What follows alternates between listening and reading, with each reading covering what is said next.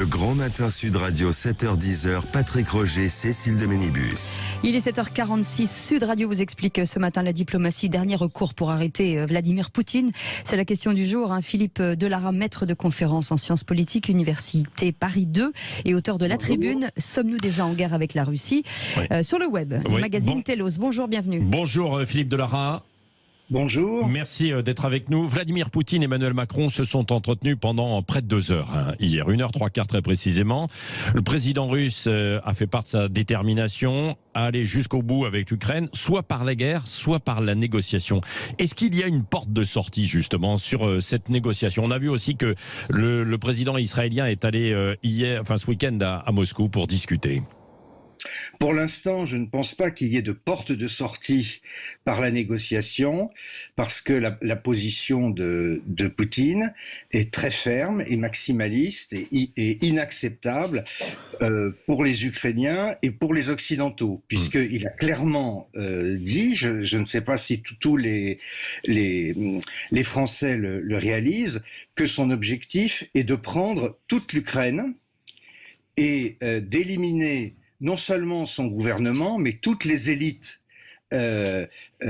intellectuelles, médiatiques, etc., qui refusent l'occupation russe. Et il a même dit avant-hier, devant des hôtesses de l'air d'Aeroflot à côté de Moscou, que si ça continuait, il annexerait purement et simplement l'Ukraine. C'est ce que veut dire la phrase supprimer l'existence étatique de l'Ukraine. En revanche, il y a des voies pour la diplomatie. Alors d'abord, il est important, il est toujours utile, comme le fait le président Macron, de garder le contact avec la Russie. Mais je pense que la diplomatie, le rôle de la diplomatie aujourd'hui, qui est très actif, c'est plutôt autour de la Russie, avec les différents pays qui sont impliqués ou qui pourraient être impliqués dans ce conflit. Je pense par exemple à la Chine, dans le but de contraindre la Russie à arrêter cette guerre parce que son coût deviendrait exorbitant. Oui, et c'est ça, Philippe Delara d'ailleurs, parce qu'au début de ce conflit, on a dit qu'il y avait un axe entre Pékin et Moscou. Il y a certes un axe, mais il n'est pas aussi solide que ça. Mais bien sûr, c'est l'un des éléments de langage des pro-russes français. Par exemple, Luc Ferry, qui chaque fois qu'il intervient dans les médias donne cet argument. Nous avons poussé Poutine dans les bras de la Russie, de la Chine, pardon. C'est une catastrophe. C'est absolument faux. La Chine, en fait, cherche à manger la Russie, non pas du tout à constituer un axe stratégique avec elle. C'est le premier point. La Chine convoite les ressources en matières premières de la Russie, notamment pas seulement le gaz et le pétrole, mais le bois, les métaux précieux, etc.